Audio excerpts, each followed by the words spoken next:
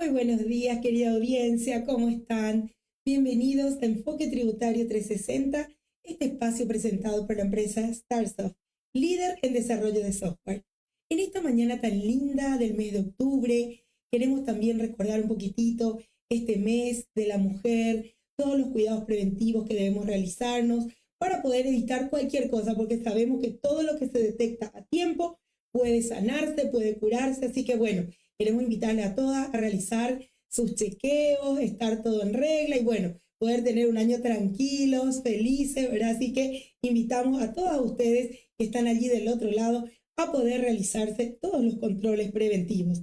También recuerden que en este mes de octubre estamos teniendo muchos vencimientos, hablando un poquitito ya del área laboral en este campo que nos compete a nosotros, toda la parte de la RG90, en la municipalidad, entonces todos aquellos vencimientos, por favor tengan en cuenta para poder estar al día y evitar contravenciones, multas que son situaciones desagradables, incómodas y por supuesto no da gusto pagar algo que no corresponde. Entonces hagamos todo a tiempo, en forma, para poder estar tranquilos.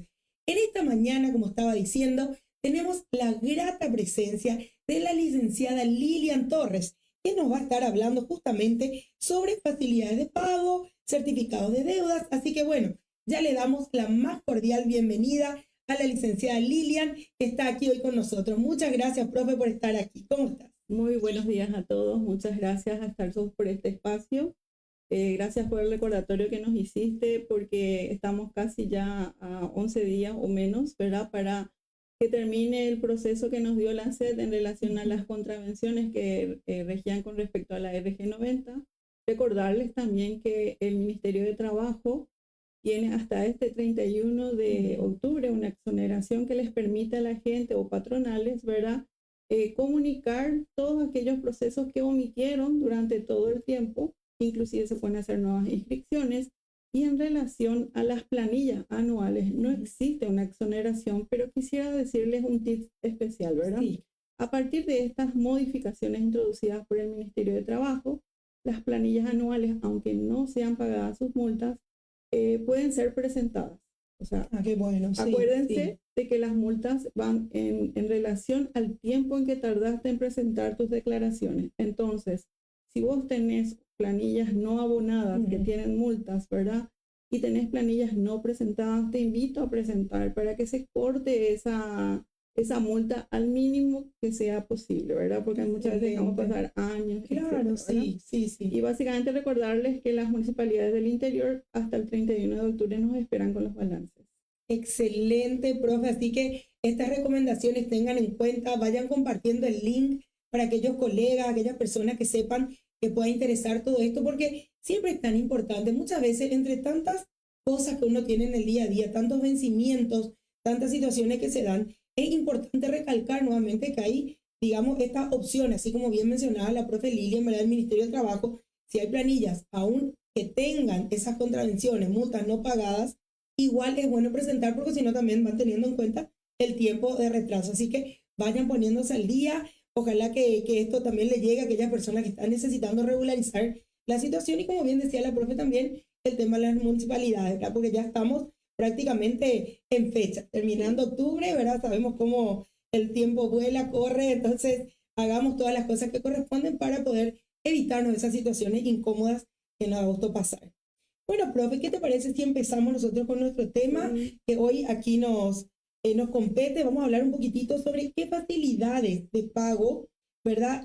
Tenemos dentro de las obligaciones tributarias. ¿Qué son las facilidades de pago, profe? Las facilidades de pago son opciones que la Dirección, hoy Dirección Nacional de Ingresos Tributarios, proporciona al contribuyente para facilitar el cumplimiento de sus obligaciones.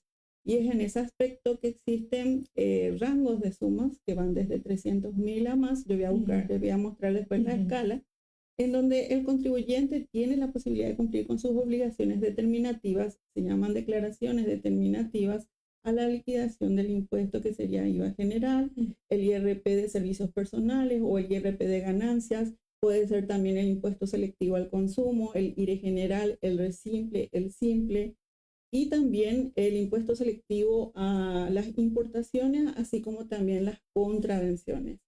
Estos impuestos pueden ser fraccionados de acuerdo a una escala que ellos establecieron en una resolución que es la resolución 09/2007.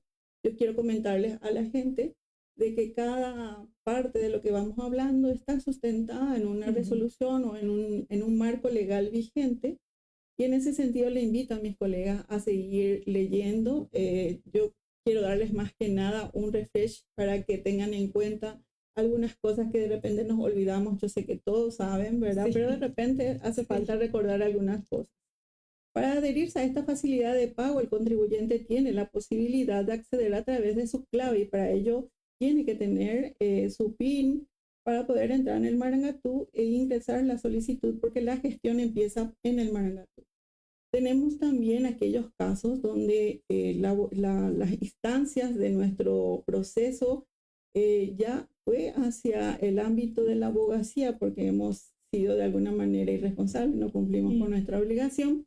Entonces muchas veces nos preguntamos, si yo tengo una cuenta en abogacía, ¿puedo también hacer práctica la facilidad de pago? Y sí, tenemos una resolución 92 del 2021, donde se le ha dado a la abogacía del Tesoro el mismo procedimiento que se establece para los trámites de solicitudes de facilidad de pago ante la DENIT, solamente que en este caso es la abogacía quien cumple ese rol mediante un abogado fiscal que es el que interviene dentro del proceso, así como también requiere de una autorización de lo que sería el abogado del Tesoro para que pueda levantar esta solicitud de facilidades de pago.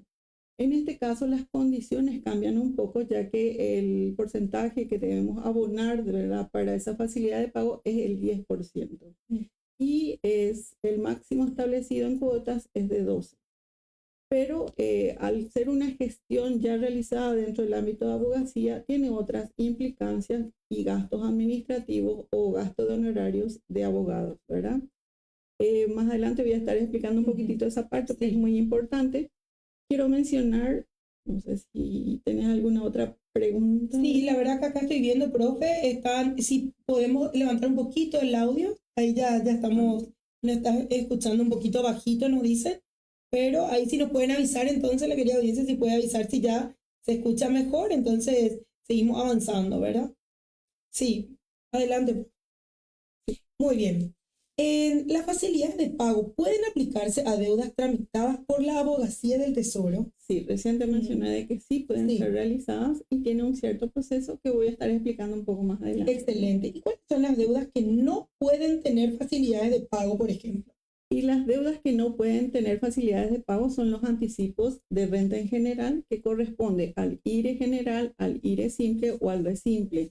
Tampoco pueden tener facilidades de pago el impuesto selectivo al consumo por operaciones en el mercado interno, impuesto a los dividendos y a las utilidades, que sería el IDU, y tampoco se conceden facilidades de pago a los agentes de retención o percepción respecto a los tributos retenidos, porque se supone que la plata que vos retenés es de la persona o del contribuyente y tenés que pasarle al Estado, no quedarte con eso, ¿verdad? Exacto, sí.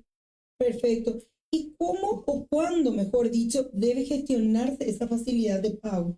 Es muy importante tener en cuenta los tiempos en que se realizan nuestras gestiones, porque de esto va a depender de que nosotros tengamos una mora adicional. Si yo gestiono mi facilidad de pago con anticipación a la fecha del vencimiento del plazo legal para el pago, entonces estoy sujeto a una facilidad de pago con una tasa del 1,1% mensual, y en caso de que yo presente en forma tardía esa solicitud, por ejemplo, presenté posterior al vencimiento mis declaraciones juradas, generé un concepto de multa y liquidación porque hay un impuesto a pagar, yo tengo aparte de eso una mora del 4,4% mensual. Entonces es muy importante tener en cuenta estos tiempos y entender, ¿verdad?, de que existen sanciones que van a ser aplicadas por cada etapa de proceso que nosotros dejemos de hacer, ¿verdad? Claro, sí, perfecto, es muy importante eso porque todo suma, ¿verdad? Entonces, a tener en cuenta, por favor. ¿Y cuáles son los pasos para gestionar la facilidad de pago justamente ahora ante la DENIT? Sí, Yo quiero comentarles a mis colegas de que existe un paso a paso dentro de lo que sería la página de la subsecretaría, donde muestran las imágenes que yo ahora les voy a comentar. Básicamente, para iniciar la facilidad de pago se debe acceder a lo que sería el sistema Marangatú.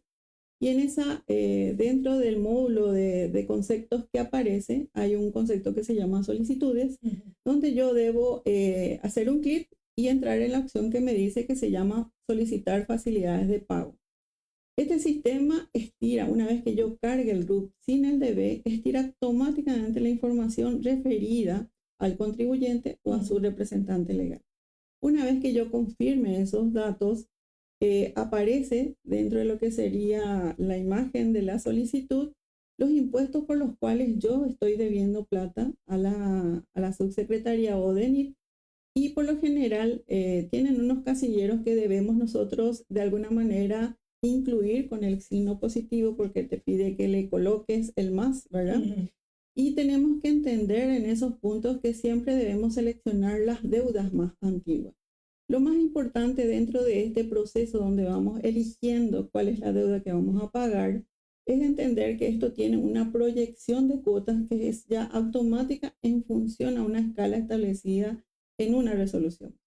En ese sentido, la cuota inicial representa el 20% de mi obligación y el máximo de cuotas que se da bajo este sistema es de 7 cuotas. Entender también de que si al llenar los datos yo tengo la posibilidad de decirle a la SET o a la DENIT que yo quiero pagar esta facilidad o la cuota de esta facilidad el día de mañana. Muchas veces nosotros agarramos, llenamos todo y le damos enter y ya visualizamos lo que nos sale, ya la proyección, le damos confirmar y ya le pasamos al cliente con su boleta de pago. Muchas veces el cliente o no ve lo que nosotros le pasamos o de repente no pudo realizar la gestión en ese día, entonces esa facilidad de pago queda en forma caduca, en forma automática, ¿verdad? Entonces está esta opción, que a veces pasamos de largo, en donde yo le puedo poner la fecha que no puede superar 2 días. Ya, perfecto. Entonces, en ese sentido, la recomendación es que si yo sé que voy a tener algún tipo de inconveniente o estoy gestionando esto en un horario ya muy fuera de expectativa para mi cliente, porque a veces si yo gestiono esto a las 5 de la tarde, por supuesto que mi cliente va a estar ya en otras cosas, ¿verdad? Cerrando su negocio, haciendo su caja y no me va a prestar atención. Entonces, la sugerencia, completar esa proyección con la fecha de pago y entender que esa fecha de pago es lo más importante que nosotros ponemos dentro de este dato. Perfecto. Qué bueno eso, ¿verdad? Porque de repente es cierto, uno le pasa al cliente, ¿verdad? En cierto horario que el cliente ya no va a estar, digamos, atento a esos mensajes, tal vez porque está con otras cosas. Entonces, si uno pone la fecha, bueno, uno ya conversa antes y el contribuyente ya sabe entonces en qué momento y qué día debe abonar también esto. Excelente. Y saber que tiene un máximo también, así como bien decía la profe Lilian, ¿verdad? Un máximo de hasta 7 cuotas. Sí, hay una escala que voy a mostrarle más adelante. Ya, ¿verdad? Perfecto. ¿Y cuáles son los principales conceptos de la facilidad de pago que debemos tener en cuenta? El más importante, como te dije, es la fecha de pago de esa cuota inicial, ¿verdad? Porque a partir de ella se va a gestionar dentro del ámbito tributario una resolución donde me van a aprobar las siguientes cuotas. Entonces si yo digo que voy a pagar hoy, tengo que hacer la boleta y hacer que mi contribuyente pague hoy. Lo recomendable, como le dije, es generar esa boleta como máximo dentro de las 24 a 48 horas, de tal manera que vos le des la oportunidad a tu cliente de que él pueda cancelar esa primera cuota y no tengas que estar anulando y gestionando de nuevo. Perfecto. Profe, ¿puede haber rechazo? En ese caso, ¿cuáles serían los motivos del rechazo, por ejemplo? Sí. Quería mencionarte un ratito antes de pasar a ese punto, de que también hay que entender de que un contribuyente no puede tener más de 2 facilidades de pago de una misma obligación.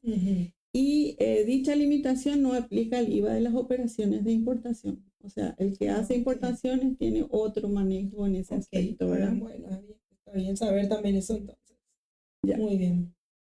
Y como decíamos, en el caso de que haya algún tipo de rechazo de esta facilidad de pago, ¿cuáles podrían ser los motivos? Y uno de los principales sería el hecho de que no hayas llenado correctamente los datos referidos a las preguntas que te hacen en ese proceso. Otra es que registre una omisión. Dentro de lo que llamamos nosotros obligaciones del contribuyente, existe algo que se llama omisión por el hecho de que vos no generaste tu obligación o no liquidaste uno de los impuestos a los cuales estás obligado.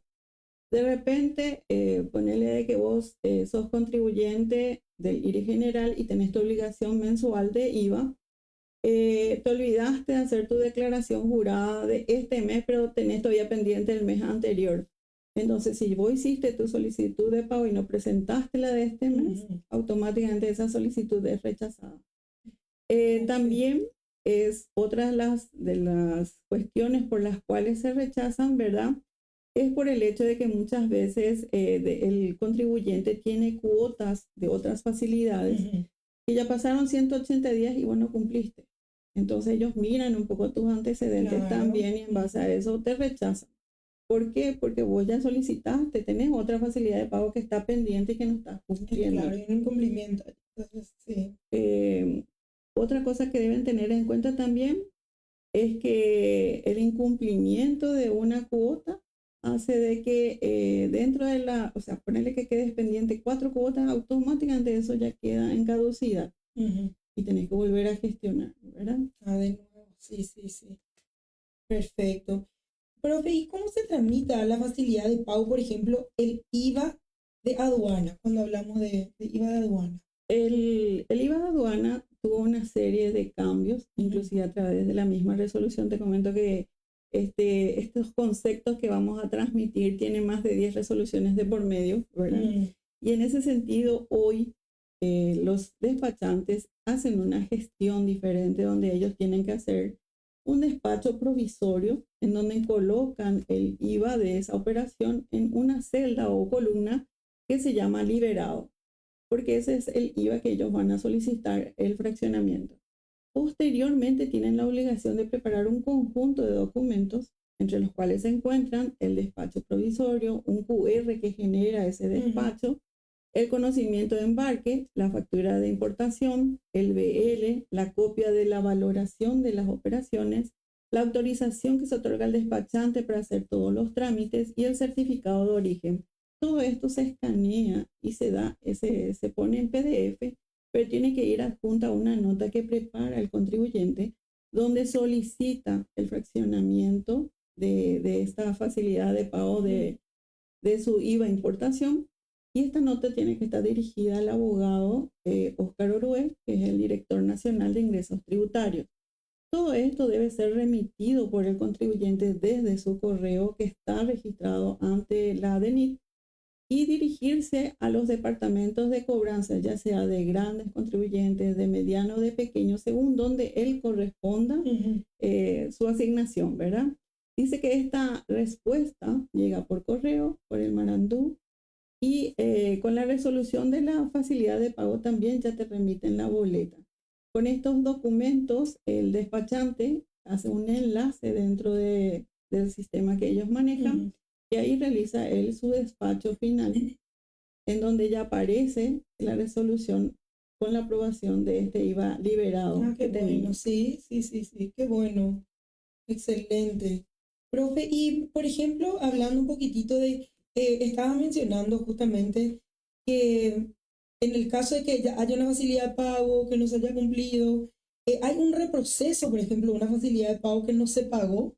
Sí, como te dije hace rato, existen muchos contribuyentes que vos le generaste la facilidad de pago y no le hiciste la boleta por el 20%, pero ellos no pagaron. Y se quedó latente esa facilidad de pago. Sí. Esa facilidad de pago, si no tenés otra adicional, es importante que vos dejes sin efecto. ¿Por qué? Porque la SED va a tener en cuenta un poco todo lo que vos vas haciendo dentro de tu cuenta corriente para establecer posteriormente un riesgo, un perfil. Sí.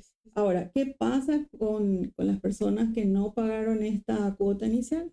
Bueno, lo que se tiene que hacer es una nota dirigida en el interior a regionales. Ahora cambió todas las direcciones de la SED, entonces es regionales@denit.gov.pi y en Asunción al departamento de cobranzas sería en la dirección de gestión de cobranzas de grandes contribuyentes, de medianos o el general.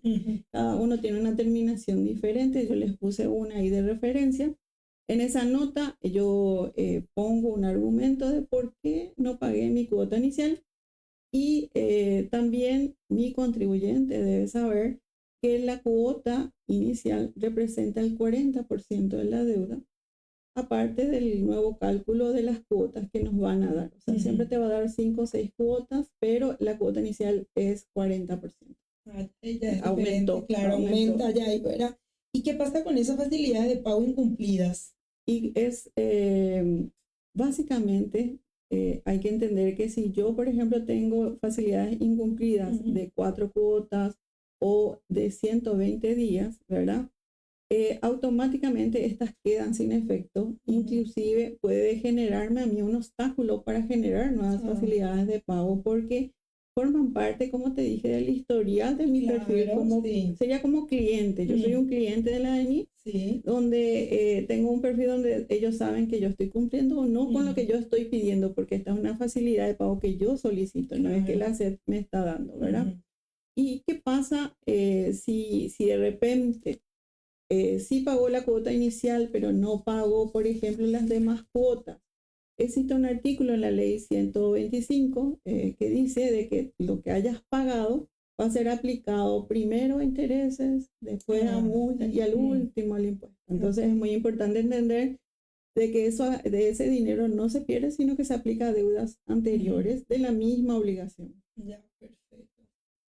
Profe, ¿y hay una escala, digamos, vigente de monto de deuda y cantidad de cuotas? Sí, existen 2 escalas. Y les quiero comentar a mis colegas que esto se encuentra en la resolución 9 del 2007 para que vean qué tan antigua es. Estamos hablando de muchísimo tiempo. Básicamente, yo les estoy mostrando a ustedes ahí las facilidades de pago de deudas que pueden ser fraccionadas, dentro de las cuales se encuentran el IVA, el IRE general, simple, resimple, renta de servicios personales, renta de ganancia de capital, contravenciones. Inclusive se pueden fraccionar deudas por ajustes fiscales. Viste que de repente llegamos a una instancia administrativa donde se hace una reliquidación del impuesto porque te hicieron una fiscalización, determinaron que había documentación no adecuada, y entonces se hacen algunos ajustes y en esa reliquidación yo puedo solicitar un fraccionamiento, una facilidad de pago, y esta primera escala se refiere al IRE simple. Si vos te fijas, tienen multas. O sea, si yo tengo una deuda de 300.000 a 1.000.000, yo entrego 20% inicial y la cantidad máxima de cuota que me pueden dar es 3. Si yo tengo una deuda de 1.000.001 a 2 millones, voy a tener 5 cuotas. Si tengo una deuda de 2.000.001 a 7 millones, tengo 7 cuotas. Y si tengo una deuda de 7 millones y más, tengo 10 cuotas consecutivas. Para los demás, para el resto de las obligaciones, porque la escala primera es para IRE simple, entonces estas son para todas las demás obligaciones. Tengo una misma escala de 300 a 999 con 3 cuotas. De 1 a 10 millones me dan en 5 cuotas. De 10 millones a 20 me dan en 6. De 20 millones a 50 me dan en 7. De 50 a 75 me dan en 8. De 75 millones 1 a 100 millones me dan 9 cuotas. De 100 millones a 150 millones me dan en 10. Y de 150 millones 1 a 200 me dan en 11. Y de 200 millones a más me dan en 12 cuotas. ¿Qué pasa con este tema? Yo quiero comentarles que existe un régimen de solicitudes. Está la resolución 355, donde establece, por ejemplo, si yo voy a solicitar desde la cuota inicial hasta 7 cuotas, el procedimiento que se debe seguir es ingresar por la clave de acceso al sistema Marangatú, entrar en la opción solicitar facilidades de pago y la aprobación es automática y del sistema. Cuando yo tengo 12 cuotas, ya tengo que tener otro sistema de solicitud en donde yo debo realizar una nota dirigida a la Dirección General de Recaudación y de oficinas regionales, en caso que seamos del interior, en donde les puse a ustedes el correo Y básicamente ahí la aprobación está en el departamento de cobranza. Si yo tengo o quiero solicitar cuotas para una deuda desde 13 cuotas hasta 24, debo hacer otra nota en donde yo voy a dirigir a la Dirección General de Recaudación y oficinas regionales la nota al correo o por mesa de entrada también si quieren agilizar el proceso, pero esta vez la aprobación es del gerente general de impuestos internos. Cuanto más grande es la cantidad de cuotas, las instancias de aprobación son diferentes. Siempre el proceso es nota y cuando tengo 25 cuotas en adelante, la nota remitida va al director de la DENIT, que sería el señor Oscar Orue. Eso se mete por mesa de entrada y va la firma, la aprobación, depende de él. En ese sentido, mi sugerencia es que si yo quiero pagar 12 cuotas, que pida 24. O sea, siempre pedís más para que te den menos. Ok, sí. Entonces, que ese menos represente lo que vos necesitas. Lo que se puede realmente. Lo que vos necesitas, ¿verdad? Perfecto. Excelente.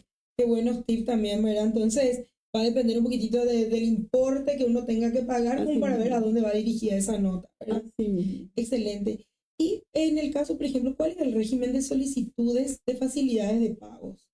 Ese es el que te mostré recién. El que vimos recién ya es ese, ¿verdad? Sí. Bueno, y el certificado de deuda, ¿cuál es su concepto? ¿Qué son los canales de cobranza y cómo se establece el índice de riesgo o perfil del contribuyente?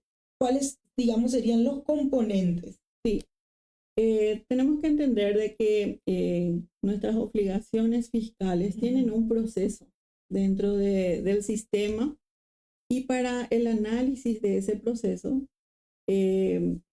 se crearon canales de cobranza por una resolución en la época de Marta González, porque es del 2017, en donde la DENIT creó varios canales de gestión de cobro de deudas tributarias, en adelante canales de cobranza, las cuales estaban divididos por grupos, por medianos, por grandes, por pequeños.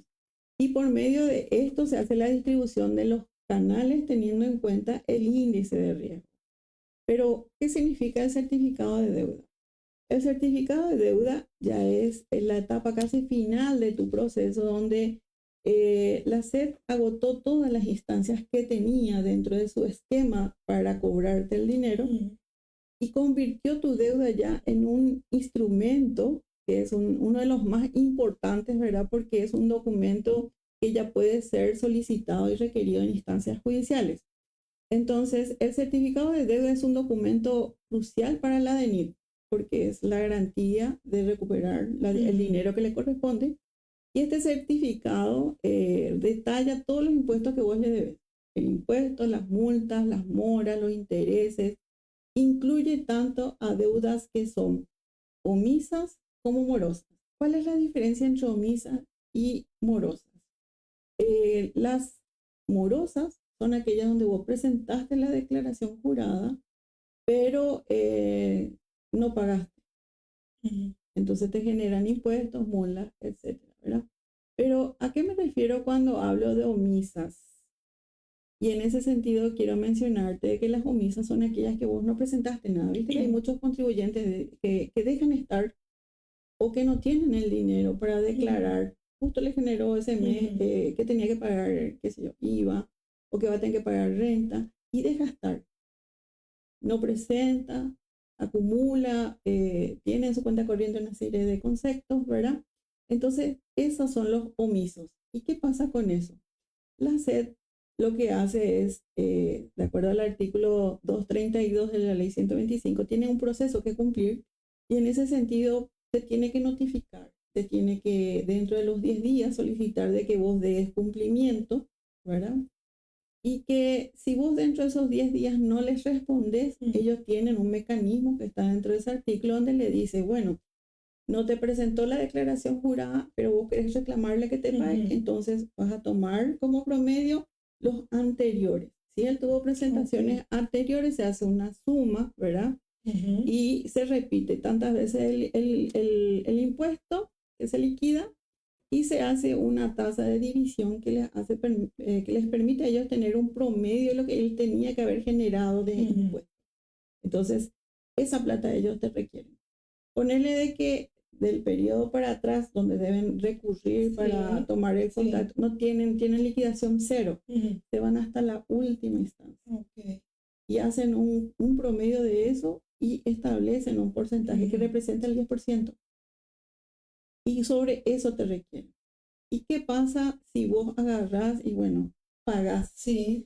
Todos los pagos que hayas hecho en relación a ese requerimiento que te hizo la SED quedan como un pago a cuenta. Y con eso vos saldrás tu situación, ¿verdad? En relación a los canales de cobranza, quería mencionarte que existen 3.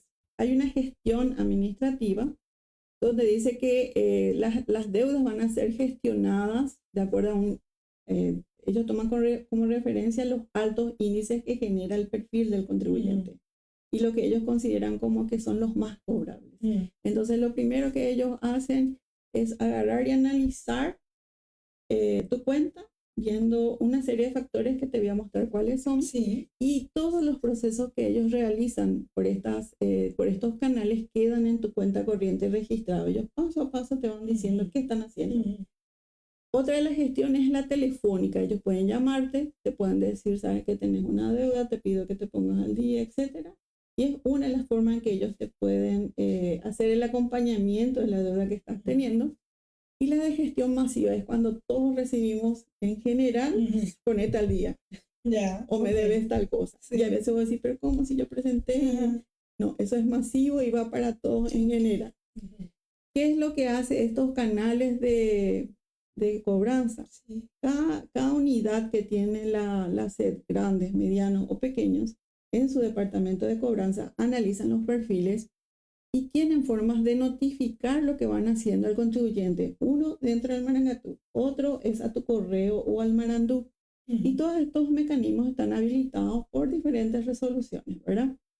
Ahora, ¿cuáles son los componentes que hacen de que vos representes un alto riesgo para la SED? Este índice, que es un valor numérico que ellos tienen estructurado, ¿verdad?, está atribuido a contribuyentes que tienen unas características de deuda específicas. Por ejemplo, ellos tienen en cuenta la antigüedad de tu deuda, el monto, las veces que vos hiciste solicitud de facilidad de pago y dejaste sin efecto, la cantidad de certificados de deuda y las gestiones realizadas para su cobro. O sea, cuántas veces ellos tuvieron que llamarte a vos, decirte pagar tu deuda, no te atrases. Bueno, este índice de riesgo que ellos le llaman IRC, ¿verdad?, se realiza en forma automática. Y quiero comentarles a mis colegas que en este momento, más que nunca, la SED tiene mucho más actualizado este proceso. Comentarles de que este proceso que realizan los canales hoy están así muy agudizados, muy puntuales, y dentro de los 120 días ellos ya automáticamente te están haciendo el certificado de deuda si es que vos no cumpliste con tu obligación fiscal, ¿verdad? O sea, que está realmente súper controlado todo, ¿verdad? Y hasta esos detallecitos de si te llamaron, ¿verdad? Todo está registrado. Y hablando un poquitito de la abogacía del Tesoro, ¿cómo se realiza el proceso en la abogacía? Sí, yo te estaba comentando de que dentro de la cuenta del cliente aparecen unos códigos que, si te fijas, yo te hice ahí un cartelito con los pasos que cumplen. El primer paso es un análisis de la deuda y el gestor que interviene es un analista de cobranza y tiene 5 días para realizar la gestión contigo. Puede ser de que vos le hagas caso y pagues y presentes tu impuesto. Ponele que no le hiciste caso. Entonces, ¿qué es lo que pasa? Bueno, hay una intimación, que es el paso 2, y eso también lo hace el mismo analista y tenés más o menos 13 días para hacer tu regularización. No le hiciste caso otra vez, entonces pasa a un proforma de certificado de deuda, donde el supervisor ya interviene y él tiene casi 5 días, ¿verdad? Y el cuarto paso sería la verificación de las gestiones, donde el jefe de cobranza realiza una verificación, porque ellos tienen un control de calidad. Entonces verifica que el que está a cargo de tu cuenta haya controlado que vos cumpliste o que él cumplió todos estos procesos, que te dio la oportunidad a vos de presentar, que vos le llamaste, que existe una constancia física de que él hizo y cumplió con todos los procesos. Entonces, después de la verificación de las gestiones, se hace una verificación de la deuda. Y por último, se hace la emisión y firma del certificado. Todos estos pasos aparecen así. Si te fijas, este es un contribuyente, yo traje uno de ejemplo, pero puede ocurrir de que haya otros que tengan. Si te fijas ahí dice P1, análisis de deuda. ¿Cuándo analizó? El 1 de octubre. Después te dice P2, análisis, y dice fecha de inicio proceso, 1 de febrero. No sé, algo tiene que estar mal ahí, pero básicamente te dice cuándo empezaron los procesos. Y en ese sentido te van a ir apareciendo así hasta que dentro de los 120 días ahí va a decirte certificado de deuda. Y ahí ya te asustas. Claro. Sí. Y ahí ya empezamos con el proceso en abogacía. Sí. En ese sentido, muchas veces ocurre que el departamento de cobranzas verifica todo el proceso, analiza. Y a mí básicamente, independientemente de lo que digan las disposiciones, porque todo esto que yo te comento está así dispuesto taxativamente en una resolución que le invito a mis compañeros a leer. Sí. Yo quiero decirle un poco en un lenguaje más coloquial. Claro. Lo que hace es este departamento de cobranza emitir el certificado de deuda, que es un título ejecutivo fiscal. Los títulos ejecutivos son aquellos documentos que permiten al que posee ese título a ejecutar esa deuda ante un proceso judicial. En este caso, la administración tributaria lo hace a través de la abogacía del Tesoro, quien es el que promueve la acción judicial. Entonces, por medio de ellos tienen una serie de abogados que son los representantes legales, se hace la presentación en una instancia judicial, pero todo esto tiene un periodo de tiempo. Para que el certificado sea válido, dice que debe tener los siguientes requisitos: lugar y fecha de emisión, nombre del obligado, la indicación precisa del concepto, importe del crédito, con especificación en su caso del tributo o anticipo, multa, intereses, recargos y el ejercicio fiscal que corresponde. Tiene que tener nombre y firma de subsecretario de Estado de Tributación anteriormente, actualmente con la ley 7143 del 2023 que crea la Dirección Nacional de Impuestos Tributarios, es el gerente de impuestos internos. Y este documento se hace efectivo mediante una ejecución en la instancia judicial, ¿verdad? Una vez que el certificado de deuda es firmado por el director, que en este caso es el señor Eber Otazu, automáticamente se le comunica al contribuyente, aparece en su cuenta corriente. Pero eso no implica que la abogacía ya tenga ese documento, porque aunque existe la posibilidad de tener certificados de deuda electrónicos, se les remite en forma física. Este proceso en abogacía tiene un tiempo aproximado de 30 días, ¿verdad? Y si en el transcurso de este tiempo puede ocurrir, como le ocurrió a este cliente que te voy a mostrar, viste que él tenía deuda atrasada y vos le dijiste, no, tenés que pagar, tenés que hacer, porque mira que ya va a entrar el abogado y qué sé yo. Bueno, agarró y pagó la deuda, pero ya se había realizado su certificado de deuda. Sí. Él, ¿qué es lo que hizo? O lo que dispone la ley. La ley dispone de que si vos agarrás y cancelás toda tu obligación de ese certificado de deuda, te liberan del proceso judicial. Pero tenés que pagar una tasa administrativa. Como no hay ¿cómo se dice? Una participación del abogado designado, entonces no se paga honorario. Eso tienen que tener en cuenta un poco nuestros compañeros, de que solamente se tiene que pagar un gasto administrativo. Y les quería mostrar de que existe una escala, ¿verdad? No sé si tenés alguna... Acá justamente queríamos preguntarte cuál es la escala, ¿verdad?, de los costos de los gastos administrativos a ser pagado al Ministerio de Hacienda. Sí.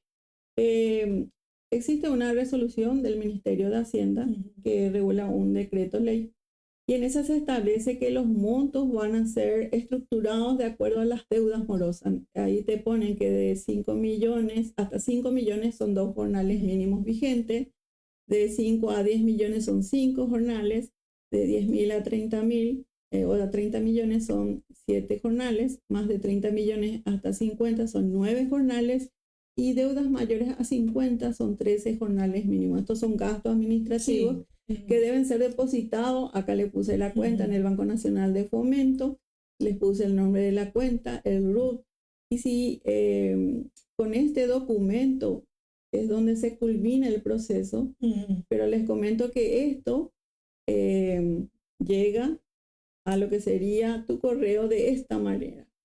Acá te dice, el contribuyente, en este caso Juan Pérez, sí. Tiene un certificado, el mismo se encuentra cancelado por lo que le corresponde pagar tantos órdenes. Sí. Por favor, sírvanse a depositar en tal cuenta. Favor, adjuntar boleta de depósito, transferencia y para informaciones tal. ¿Qué pasa si yo no pago? Como esta es una deuda con el Estado. Sí. Entonces sí o sí tenés que pagar. No hay otra cosa que quería mencionar. Sí.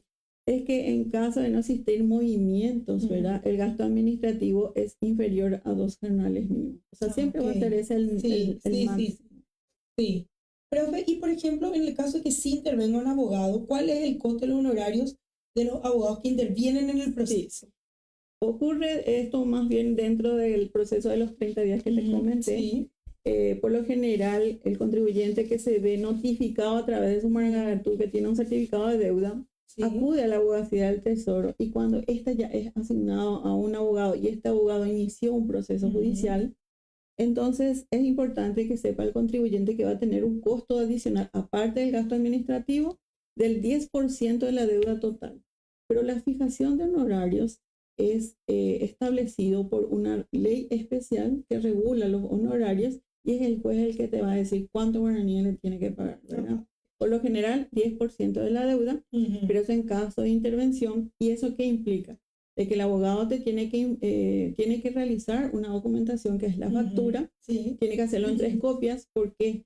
Porque una te va a entregar a vos y otra tiene que reportar al Ministerio de Hacienda para que le hagan la retención correspondiente. Y por otra parte, como ya inició un proceso judicial, él tiene que darte a vos una constancia de que se terminó ese proceso, de que se finiquitó, que hay un acuerdo, y te tiene que hacer firmar ese documento.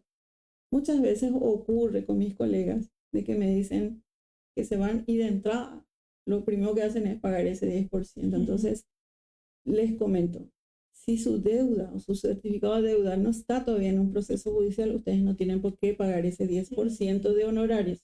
Sí tienen que pagar los gastos administrativos, pero no los honorarios. Sí. Y por sobre todas las cosas, si es que hay algo irregular, sería importante que siempre se denuncie, ¿verdad? Claro. ¿Por qué? Porque a veces las deudas son montos muy significativos que perjudican al contribuyente, ¿verdad? Por supuesto. Acá justamente, profe, tenemos algunas preguntitas de la querida audiencia que me gustaría hacerte. Sí. Pero antes me gustaría comentarle un poquitito a nuestra querida audiencia sobre un sistema que queremos también que ustedes conozcan, que sepan que pueden utilizar. Así le damos tiempo a la profe que tome un poquito de agua por lo menos, porque le hicimos tantas preguntas, ¿verdad? No le dimos tiempo. Así que bueno, quiero aprovechar para comentarle a nuestra querida audiencia que cuentan con una herramienta maravillosa, sumamente completa. Estoy hablando en esta ocasión del SIGA Corporativo. Es un sistema integrado de gestión administrativa. Es una solución integral de gestión empresarial que agiliza las operaciones y optimiza los procedimientos de control con información real y tareas automatizadas. ¿Cuáles son algunos de los beneficios que pueden obtener gracias al SIGA Corporativo? Mejora la eficiencia y la reducción de errores, procesos totalmente integrados, mayor colaboración de los trabajadores, permite asignar funciones por departamentos, gestión de importación y exportación. Para más información pueden ponerse en contacto al 021-729-0909, opción 1, para que nuestros ejecutivos comerciales puedan ponerse en contacto y realizarles una demostración para que puedan experimentar realmente lo que es contar con un sistema así tan amplio y tan completo como el SIGA Corporativo. Bueno, profe, ahora sí queremos ir a las preguntitas de nuestra querida audiencia, que las tengo aquí. Nos pregunta Aldo Cáceres, ¿a partir de cuándo corre los 180 días para volver a pedir la facilidad de pago? Básicamente, si vos estás consciente de que tenés una deuda, una facilidad de pago no cancelada o no concluida, lo ideal sería de que hagas esta nota que te había comentado, en donde vos solicitas la anulación y das una explicación del por qué no concluiste el pago y volvés a solicitar uno nuevo. no necesitas esperar vos. Esos 180 días es el plazo que la C se pone a sí mismo para decirte, no, no te voy a dar más. Ya. Ok. Acá nos pregunta Juan Santiago Florentín, ¿tengo certificado de deuda? ¿Igual puedo solicitar facilidad de pago? Sí podés solicitar. Perfecto. Pero ahí tendrías que irte junto al abogado y es el abogado el que realiza esa gestión en donde te va a decir que tenés que pagar el 10% de la cuota inicial y que aparte vas a tener como máximo 12 cuotas. Si vos querés un plazo o una facilidad de pago mayor a eso, vas a tener que, lastimosamente, abogacía va a tener que pedir a la DENIT, ¿verdad? Que intervenga en ese proceso y transmitir lo que vos le estás pidiendo, ¿verdad? Ya, perfecto. Bueno, entonces Juan también ya tenés respondida tu preguntita. Rosy Garcete nos pregunta, a veces ya pasan los 120 días y sigue figurando su facilidad. ¿Qué hago en ese caso para volver a fraccionar? Y como le dije al compañero anterior, haces tu nota, donde argumentas el por qué y decirle que quieres dejar sin efecto. Y inmediatamente después volvés a solicitar tu fraccionamiento o facilidad de acuerdo a lo que quieras. Perfecto.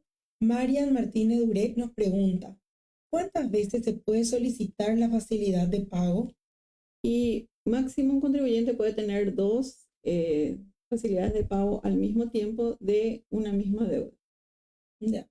Acá nos preguntan también, ya había respondido, pero por si no haya escuchado el colega, si tengo certificado de deuda, igual tengo que pagar honorarios de abogados. No. Vos tenés que entender de que si vos te anticipaste y te diste de notificado en forma casi inmediata, puede ocurrir de que tengas la suerte de que tu proceso no se haya iniciado judicialmente. Entonces, ahí bastaría, ¿verdad? De que vos te acerques y en ese sentido le muestres que ya cancelaste tu deuda y lo que te va a hacer pagar es ese gasto bancario que tenías, ¿verdad? Y te comento lo siguiente, no hace falta ni que te vaya a abogacía, anda a cancelar tu deuda con la DENIT y automáticamente ellos te van a mandar ese correo que les mostré hace rato, en donde te dice que cancelaste tu deuda, pero tenés este gasto bancario. Entonces ahí no pagarías el honorario. Ya, perfecto. Acá va algo muy de la mano de lo que está mencionando la profe. Nos pregunta Cristian Argüello, los que son de certificado de deuda, ¿uno puede seguir pagando de a poco sin intermediario? Si el contribuyente paga todo, se termina la deuda, ¿cuál sería el procedimiento? Bueno, si vos tenés un certificado de deuda para que se extinga, lo único que tenés que hacer, o sea, tenés dos mecanismos. Uno, cancelar la totalidad. Y al cancelar la totalidad puede ocurrir de que no haya llegado a ninguna instancia judicial. Entonces vos ahí lo único que te van a cobrar es el gasto administrativo. Si vos querés tener una facilidad de pago, no es que el cliente va a tener que pagar de a poco. El cliente tiene que solicitar en abogacía una facilidad de pago donde le van a exigir que pague el 10% inicial y le van a dar hasta 12 cuotas. Ahí no es el cliente el que define cómo pagar, es la abogacía, la que determina. Perfecto. Nora Mendoza nos consulta. Si el contribuyente tiene presentaciones realizadas de sus impuestos y al mismo tiempo facilidades de pago impagas a la fecha, ya tiene certificado de deuda, puede solicitar suma de todas las deudas y generarse una nueva facilidad de pago en abogacía. Básicamente, viste que ya te está hablando de dos cosas, es más o menos como el componente del que te mostré, donde él tenía liquidaciones pendientes que todavía no son certificadas de deudas y donde ella puede solicitar la facilidad de pago. Si son un mismo impuesto, lo que se le va a decir es, toma en cuenta que lo que primero tenés que cancelar son las deudas más viejas, te dice. Entonces puede tomar hasta dos deudas y solicitar la facilidad de pago. Y al mismo tiempo puede hacer un esfuerzo y pagar, por ejemplo, aquellas otras que tengan posibilidades en su totalidad.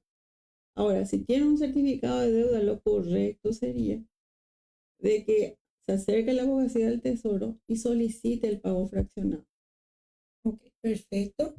Y acá esta preguntita que también ya había respondido, pero vuelven a preguntar, ¿se debe tramitar el pedido de facilidad de pago ante la abogacía del Tesoro previo pago de los honorarios del abogado? No.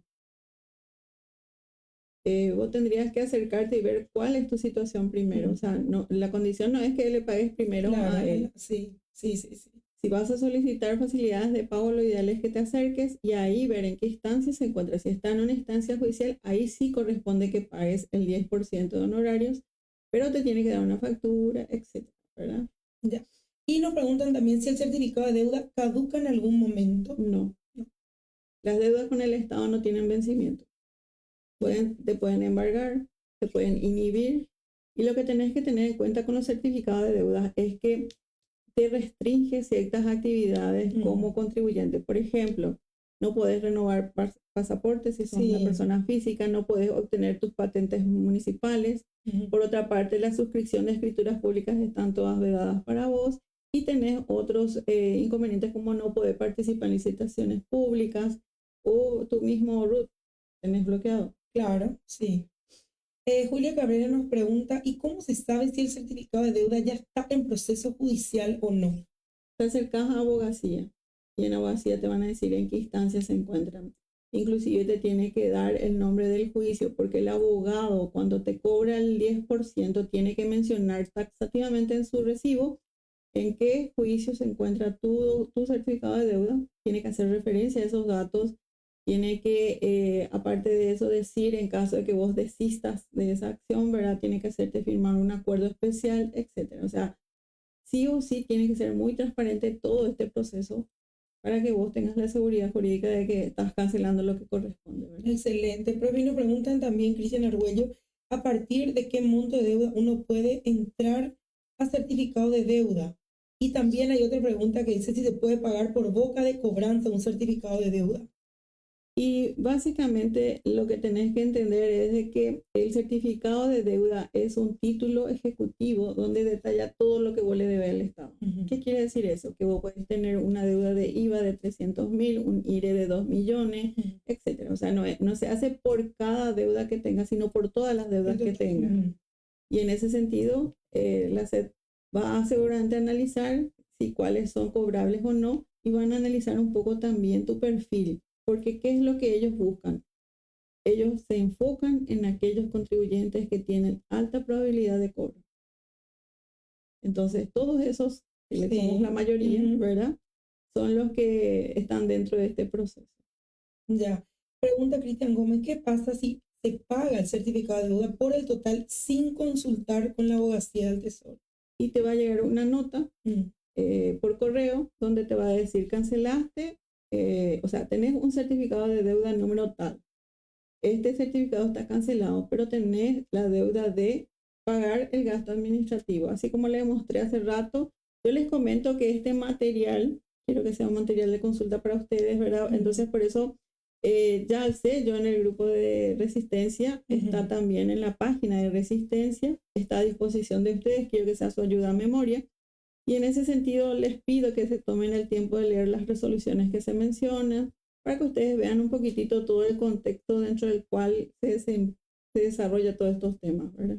Excelente, profe. Bueno, yo te cuento que hay muchas preguntitas más, pero en honor a tu tiempo también, por respeto un poquitito también a las actividades de la profe, ¿verdad? Me gustaría poder ir cerrando un poquitito. Entonces, ¿dónde te pueden encontrar los colegas o aquellas personas que quieran acudir a vos, ya sea para un asesoramiento tributario o para que puedas, realizarle, digamos, la contabilidad? ¿Dónde te pueden encontrar? ¿Tendrías un número, tus redes? Tengo, básicamente yo les comento a aquellos que no me conocen, ¿verdad? Que yo estoy en el grupo de Resistencia Contable, ahí justamente el compañero ya puso los datos.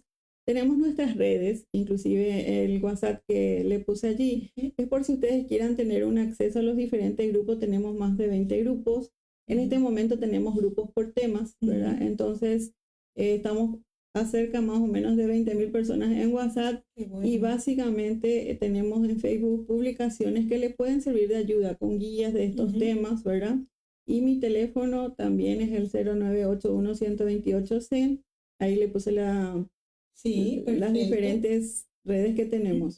Excelente, profe. Bueno, así que ya saben, aquellos contribuyentes, aquellos colegas que estén interesados en tener un poquitito de este asesoramiento con la profe, ya tienen allí entonces los datos para poder contactar con ella. Y agradecemos, por supuesto, profe Lilia, por estar aquí con nosotros. Gracias a todos los también amigos de Resistencia Contable con quienes siempre estamos contando y pidiendo también estas capacitaciones. Así que bueno, agradecemos muchísimo realmente, profe. Muchas gracias a todos y les pido no solo a las mujeres, sino también a los hombres que se hagan el examen de mamas. Sí. Recordarles que tenemos nuestro vencimiento al 31 de octubre, RG90, balances en el interior y las presentaciones en el Ministerio de Trabajo. Entonces, un resumen sencillo. Excelente, profe. Rápido. Nos encantó y veo que la audiencia también pues, está bastante participativa. Así que bueno, muchísimas gracias a toda la querida audiencia. Gracias nuevamente a la profe Lilian. ¿Qué les parece si ya conocemos al ganador o ganadora de este hermoso termo que aquí nos acompañó durante toda la transmisión? A ver, ahí está. Dilce Ayala, felicidades. Te ganaste este hermoso termo, así que te esperamos aquí en Independencia Nacional 802, esquina Maitá, para que puedas pasar a retirar tu premio. Muchísimas gracias, querida audiencia. Gracias nuevamente, profe Lilian.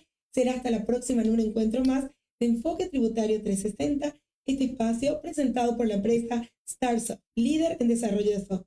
Gracias, hasta la próxima.